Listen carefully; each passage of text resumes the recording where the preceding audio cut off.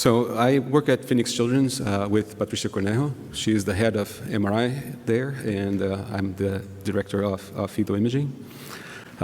Basically, I'm an obstetrician who turned radiologist later in my life, and a pediatric radiologist, and have a strong interest in both ultrasound and MRI. So the idea here is to really focus on the pathology as much as we can access by ultrasound and MRI together, and sometimes one technology plays better than the other, but we're going to focus a lot on the pathology. So begin with a little bit of embryology in terms of the evaluation of the brain, and particularly in the posterior fossa. As you know, the brain starts to develop around 3 to 4 weeks. We have the primitive brain vesicles, the prosencephalon, the mesencephalon, and the rhombencephalon. And then by 5 weeks, the brain has undergone secondary division, so you have secondary brain vesicles. So then you have 5 vesicles, the telencephalon, you have the diencephalon, the mesencephalon, the metencephalon, and the myelencephalon. And they are shown here. Each one of these primitive vesicles is going to give origin to a different area of the brain. So the telencephalon is going to form the cerebrum, and then the diencephalon, the thalamus, the midbrain from the metencephalon, the pons and the cerebellum from the midbrain from the mesencephalon, the pons and cerebellum from the metencephalon, and the medulla from the myelencephalon. All of these vesicles, they have fluid spaces. So if you look at the fluid spaces that are going to form from these vesicles, here you have what's going to originate the lateral ventricles, the third ventricle, the aqueduct of Sylvius, the fourth ventricle, and the central canal. And I should have given credit to the book of Beth Klein-Flatt in this slide, and I just forgot it, so I'm giving credit now. This is all happening when the embryo is only about 10 millimeters. So we really don't see that very much by any imaging modality that we can do in utero. By 8 weeks, there is a dominant brain vesicle that can be easily seen, sometimes actually confused with an anomaly, which is the rhombencephalon. So it's not uncommon to have patients referred to because there was this cystic structure in the brain that's actually just a normal rhombencephalon. And this is a 3D image of an embryo at 8 weeks, showing the development of the rhombencephalon. So here you have your rhombencephalon. Note here also the early precursor of the brainstem, the pontine flexure, the kind of kinked appearance that it has during formation. And I think this image here is really, really nice because it shows exactly the location of the mesencephalon through a translucent area in the posterior, in the back of the embryo at this time. If you render these vesicles using 3D imaging and inversion, then you see that the dominant vesicle at 8 weeks is really the rhombencephalon here. So this is your rhombencephalon, and then you're going to have the other vesicles, and the less prominent one are the telencephalic vesicles. If you correlate this with high-resolution MR performed in specimens, that's how the posterior fossa and brainstem look like at 8 weeks. So here you have your forming brainstem. This is the pontine flexure, and this is where the cerebellum is beginning to form. So right here. This is a correlative image of an embryo at 10 weeks, showing the pontine flexure here and showing the developing cerebellum in this area of the brain. This is a rendered image now of the vesicles, and you notice that there is an inversion of the pattern of dominance. Before you had the rhombencephalon being the largest vesicle, now you have the telencephalic vesicles 2 weeks later being the dominant vesicles. So these are different perspectives on those vesicles. This is a brain now at 12 weeks. And at 12 weeks, you start noticing that the pons is beginning to form here. The brainstem is still a little kinked. This is the developing cerebellum. And you notice that this area of the cerebellum is becoming more prominent. There is still a large, future fourth ventricle here communicating with the posterior fossa. As the cerebellum grows, it's going to grow downwards and inwards, and eventually is going to close the fourth ventricle. So this is what is going to be normal. So this is at 14 weeks now, like a small cerebellum, but kind of closing the fourth ventricle here. This is at 16 weeks. You start seeing some lobulation in the cerebellar vermis. Here you see the fourth ventricle. You see a fastigium already formed, and you see the foramen imaginary fenestrated at this time as well. If this doesn't happen, you can have a cyst forming here that's going to elevate the cerebellar vermis, called the Blake's pouch cyst, that we're going to talk about later, but it's for failure of this fenestration. And a little later, at 17 weeks, now you see the tectum, the cerebral aqueduct, the midbrain separate here.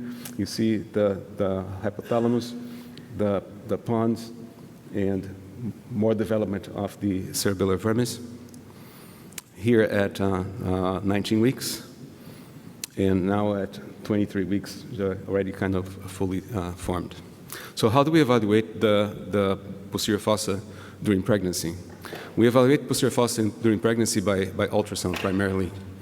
So there are guidelines to evaluate the brain. The basic examination entails evaluation of the transventricular plane, the transthalamic plane, and a plane that is obliqued from the cavum septum pellucidum through the midbrain, through the cerebellum, to evaluate the cerebellum, posterior fossa, cisterna magna, and so on. And this is the kind of image that you obtain through this plane. So here you have your cavum septum pellucidum. Here is part of the thalamus, part of the midbrain with cerebral aqueduct here. This is the cerebellar hemispheres. The vermis will be in the center here. These two membranes that flank these two areas are thought to represent the membranes of the Blake's pouch, and everything that's outside here is subarachnoid space. Again, another image showing a little bit better the foliation. This is the corresponding MR picture. Here you can see the fourth ventricle a little better, not because of ultrasound or MR, it's just that my pictures before didn't show the fourth ventricle as well as I'm seeing here. Now, this transcerebellar plane is clearly limited for evaluation of the brain in more detail. So to evaluate the brain in more detail by ultrasound, you need to use the same approach that is used, after birth.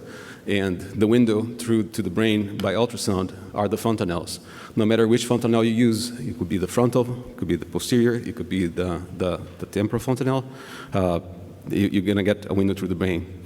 But the fetal neurosonogram done transabdominally or transvaginally, depending on how you're going to access the fontanelle, looks at a series of coronal planes through the brain from anterior to posterior, as depicted there, and a midline sagittal plane, which is going to be the plane that we're going to be focusing more for evaluation of the brainstem and cerebellum, and lateral planes, oblique from the fontanelle to look at the size of the ventricles, the choric plexus, hemorrhage, and so on.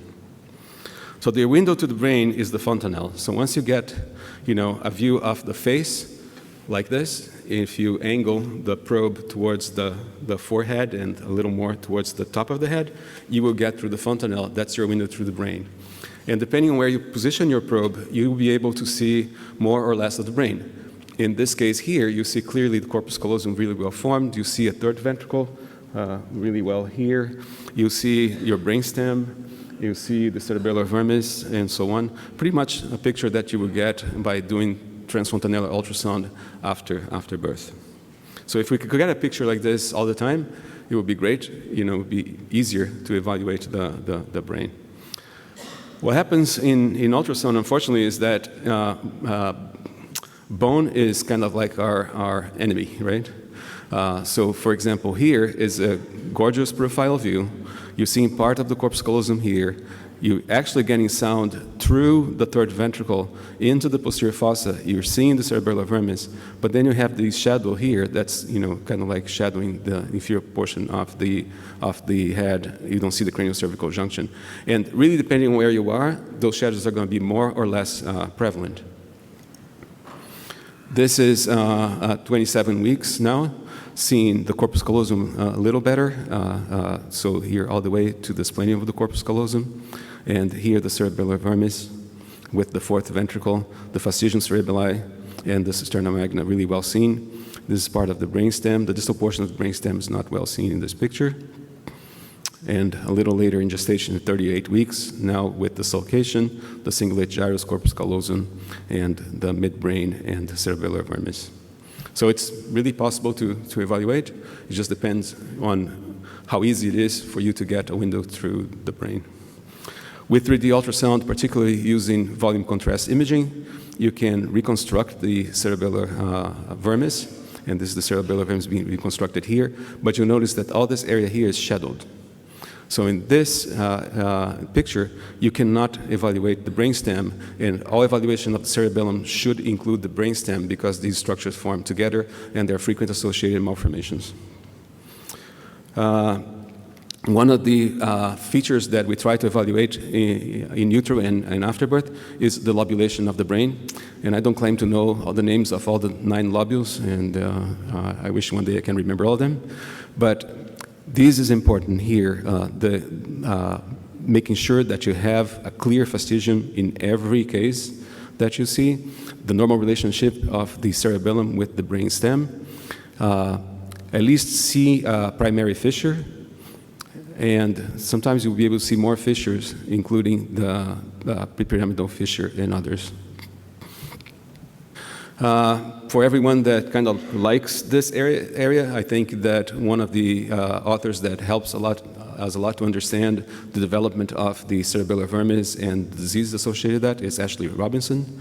So there are a couple of papers that describe how to evaluate the vermis in detail. This happens to be one of them. It's really a good paper to get your thoughts together of how to evaluate the cerebellar vermis. So what he recommends in terms of evaluating the cerebellar vermis is, first of all, is the vermis present or not? That's like basic, but sometimes not easy. Identified the fastigium, identified at least the primary fissure, and then look for maturity of the cerebellum by performing measurements of the cranial-caudal diameter. You can measure the ratio of the cerebellum above and beyond a line that goes from the fastigium to the declive. Measuring how much the vermis is angulated compared to the brainstem, called the tegmentovermia angle, which assesses closure of the fourth ventricle, and lobulation, as we taught before. So in terms of chronology of lobulation, by 17 weeks, a primary fissure should be present. By 21 weeks, the prepyramidal, 21 to 22, the preculminate, and 24 weeks, the secondary fissure. So we did a work at Beaumont with a neuroradiology fellow. We evaluated the posterior fossas of 103 fetuses, normal fetuses, and what we noticed is that the primary fissure can be seen in essentially all cases, even as early as 19 weeks by MRI. So here is a fetus at 22 weeks, now showing a well-developed brainstem, the pons, here a nice aqueduct, tectum, and then the cerebellum with the fissures and lobulation. Here's a little later in gestation, a little more developed cerebellar vermis. This is also a nice paper to refer to when you're trying to evaluate the cerebellar vermis by ultrasound, published by Paolo Volpi and several co-workers in Italy. And he talks about the brainstem vermis and the brainstem tentorium angles to characterize the upward rotation of the cerebellar vermis. So essentially the same images that I was showing by MRI, seen by ultrasound here. So here is the measurement of the elevation of the cerebellar vermis from the brainstem. The equivalent measurement by MRI or terminology that we use is tegmentovermian angle. And here is the angle between the brainstem and the tentorium. And how does this actually help when evaluating malformations of the posterior fossa? The common malformations of the posterior fossa that we frequently talk about are the Blake's pouch cyst, vermian hypoplasia, and the Walker malformation. And there is a clear distinction in terms of the angle between the brainstem and the vermis between these malformations. And the same is true for the angle between the brainstem and the tentorium, although there's more overlap here, so it's easier to distinguish here. So you notice, for example, for Blake's pouch cysts, Most of the measurements were below 30 degrees. In our series, about like 40 degrees. Then you have the verminal hypoplasias, around 40 degrees. And then when you have the full-blown dendriwalker malformations, the elevation is much, much more severe. So this is our own data using the tegmental vermin angle, the equivalent measurement. And then you see that the separation is very similar. So arachnoid cysts, megacisterna magna, Blake's pouch cysts, dendriwalker malformations, and normal fetuses, they have a clear distinction in the cerebellar vermis angle. Vermin area, we thought was also, in our small series, kind of like good to help discriminate for the more severe cases, and also the AP diameter of the cerebellum measured from the fastigium to the declive. So the fastigium declive line to measure the AP diameter of the cerebellum vermis.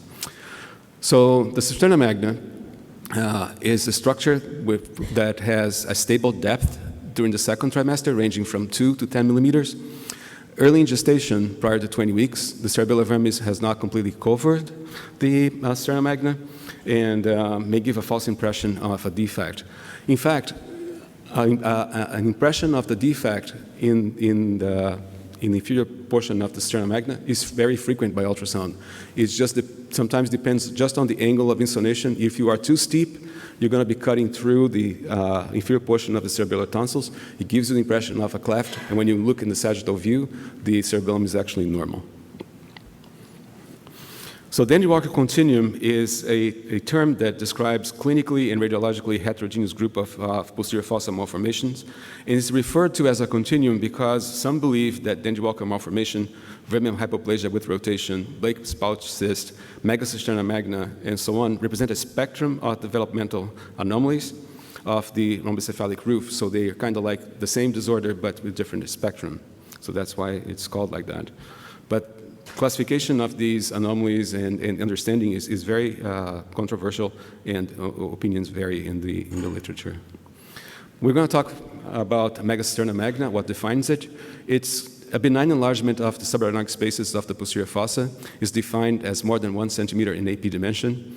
The patient should have, or the baby should have, normal cerebellar hemisphere and vermis, a normal fourth ventricle, no retrocerebellar cyst, and normal cisterna magna septa, often bowing outward as shown here. So remember the walls of the Blake's pouch that I showed before, and then the septa bowed outward, and this will be the subarachnoid space. It has usually an excellent prognosis in the absence of other anomalies. It may be present, that may be present in about 20% of the cases. And the main differential diagnosis is an arachnoid cyst in the posterior fossa, but in these cases, it usually compresses the cerebellum.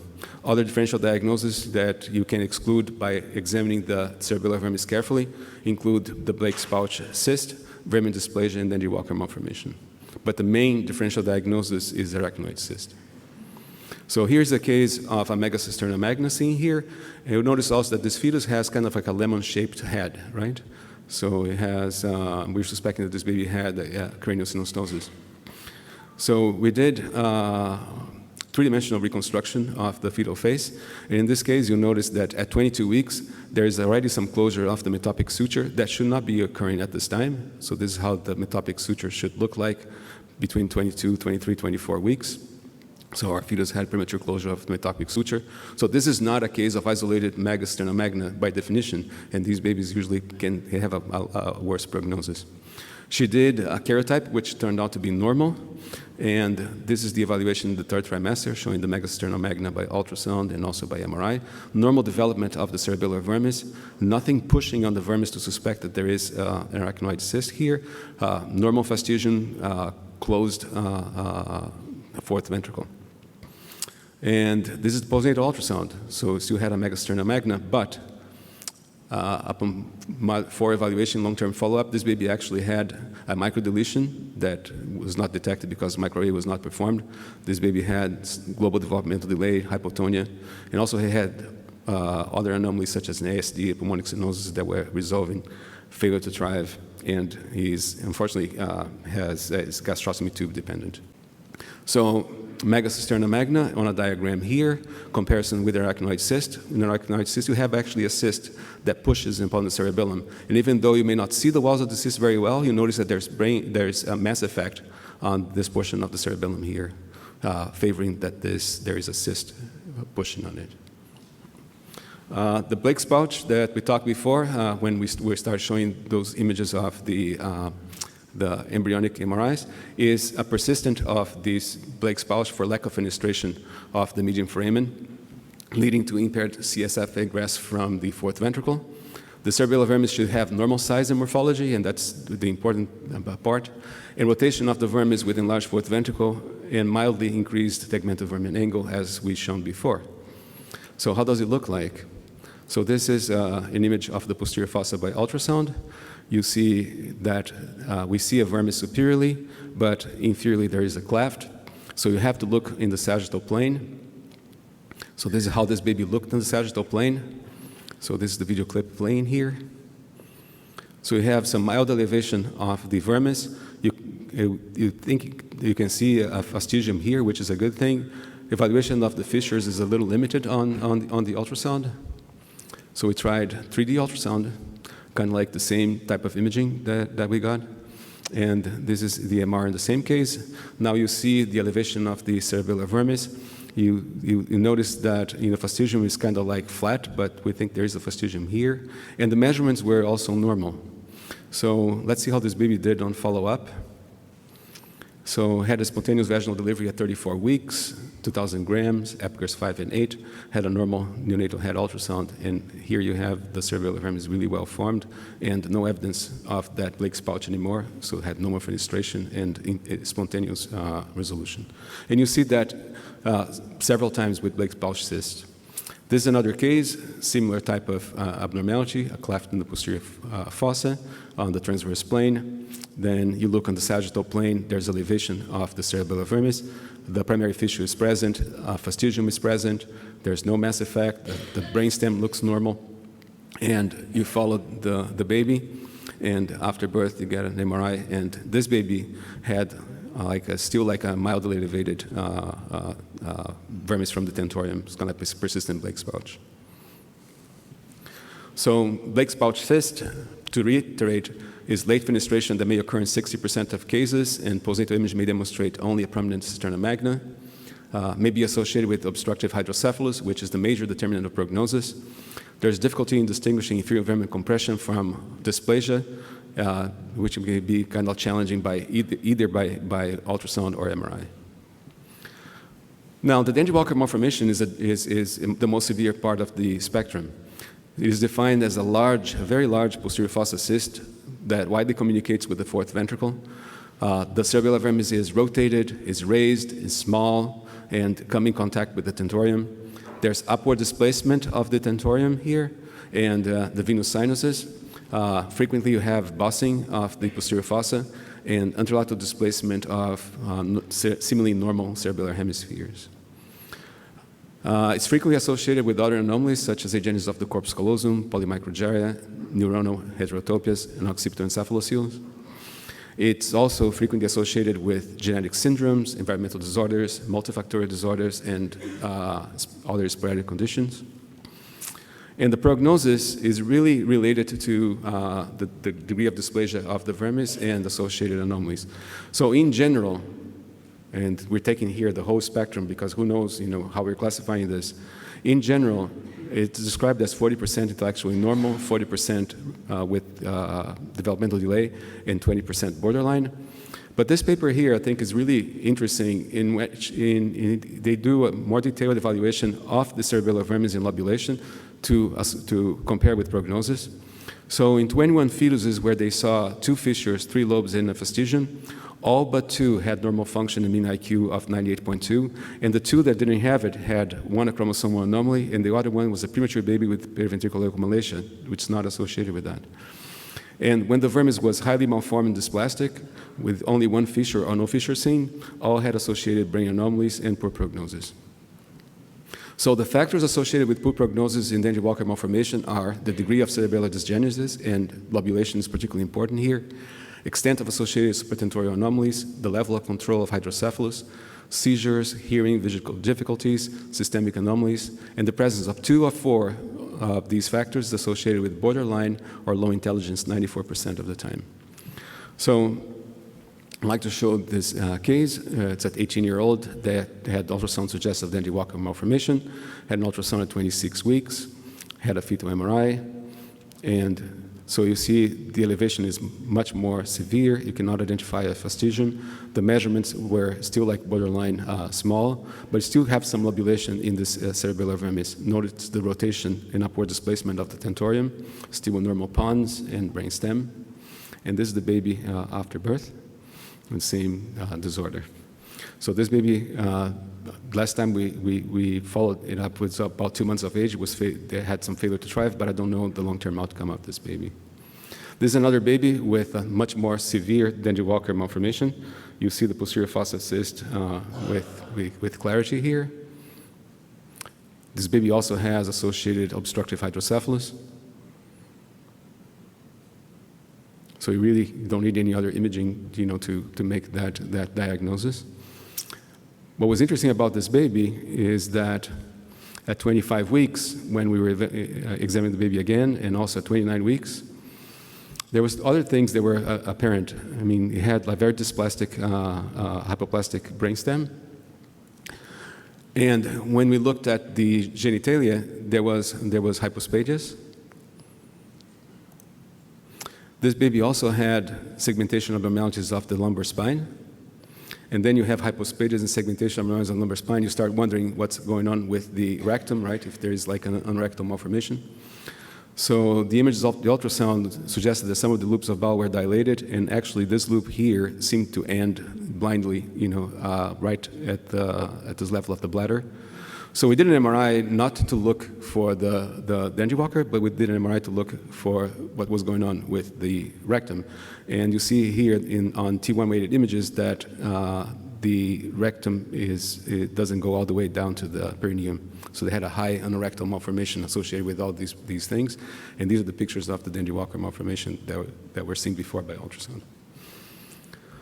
So the morphological classification is useful for diagnosis, but not helpful to understand pathogenesis, to understand the relationship with associated supratentorial anomalies, and does not take into account that the cerebellum is part of the dorsal pons and therefore an extension of the midbrain, so everything needs to be evaluated in conjunction.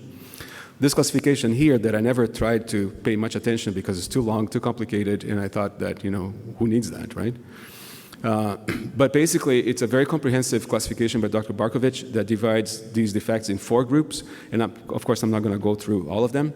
But even though I don't know them very well, I work with someone who knows it very well, sitting right here. And I just want to show one case because I'm running out of time. And if you bear with me, I'm just going to show this case. So this case.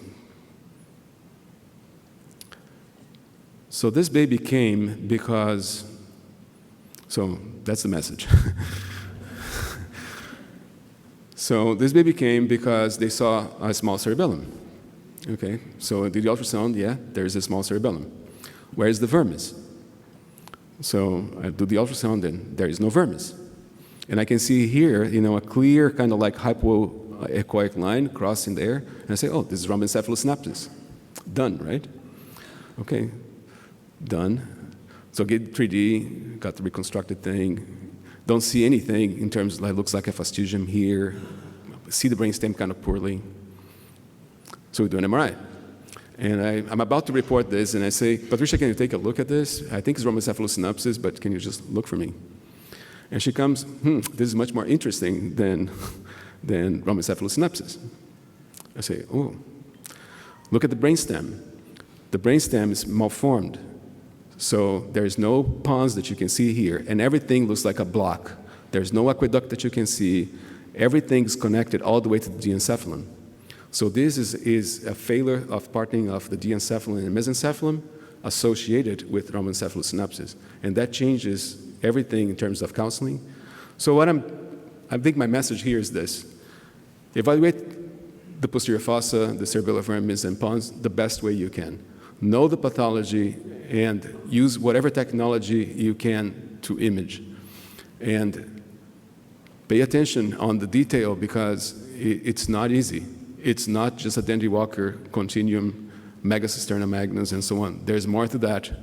And rely on your colleagues that know more than you. So you the patient doesn't pay the price. Okay? That's what I had to say, and we'll take questions later. Yeah.